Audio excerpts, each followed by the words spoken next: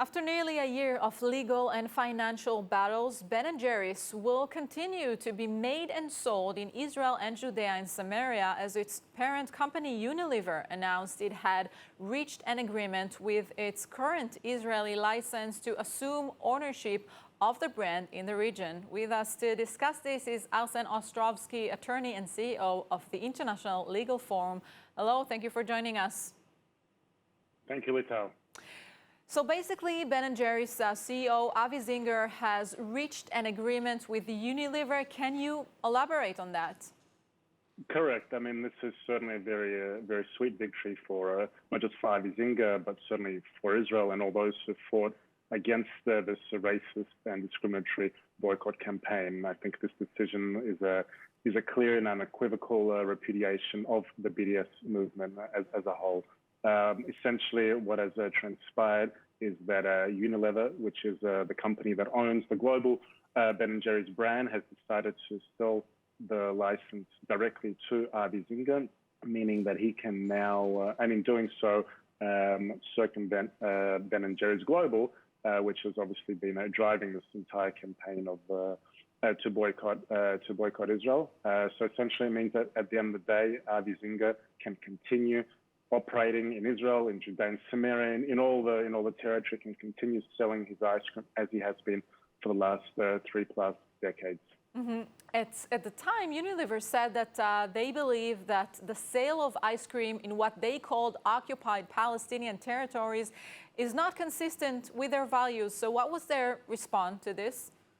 Well, it's interesting because after Unilever put out that statement, the board of Ben & Jerry's actually said that they disagree even with Unilever's statement, and then they added that what their intention is actually a boycott of all of Israel.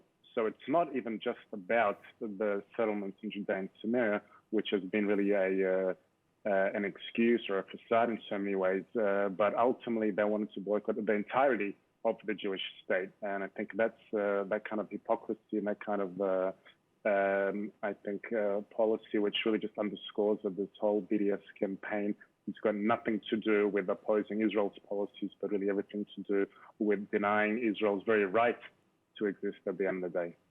Mm-hmm. Unilever also faced a harsh criticism over that matter at the public level and came under legal attack in the U.S. All of this hasn't changed their attitude at all? Well, it certainly has changed their attitude because at the end of the day, there's now been a deal that will allow Avi Zinger, the Israeli licensee, to continue operating as he has been for the last 3+ decades. At the end of the day, I think this decision came upon a really intense legal pressure, certainly financial pressure. As you might know, that something like 7 or 8 states across the United States have divested pension funds from Unilever to the tune of almost $1 billion. The Securities and Exchange Commission that's looking into it. And certainly there was a very heavy public relations fallout from this boycott. And I think a lot of these factors ultimately came together, and Unilever did the principal thing at the end of the day. And they said, and they made it also, by the way, very clear in the statement which they put out just the other day, saying that they unequivocally oppose the BDS movement. And how come Israel wasn't the one fighting over this with Ben & Jerry's? I mean, Ben & Jerry's were operating against the Israeli law. Correct. There were certainly issues with respect to the application of Israeli law, but I can tell you certainly from my experience on the Israeli government side, and I'll give a special credit here certainly to the Foreign Ministry and the team there who were very active behind the scenes in different capacities, not all of which was perhaps for public consumption, but they were active. And at the end of the day, I think it was really very much a joint global effort, including from the Israeli government, including from the pro-Israel global network as well, and civil society, including our organization, the ILF, which actually initiated one of the first lawsuits against Unilever in the United States as well. Foreign Minister Yair Lapid even called it anti-Semitic. Do you agree? 100%. This is the Ben & Jerry's made it very clear that they do not wish to operate in Israel at all. Israel is the only country that is subjected to such double standards. Ben & Jerry's operate in a whole range of countries with horrendous, really horrendous human rights.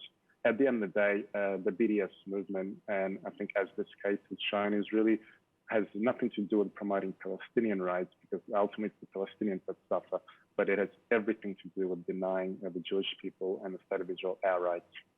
Yes, Arsen Ostrovsky, attorney and CEO of the International Legal Forum. Thank you so much. Thank you.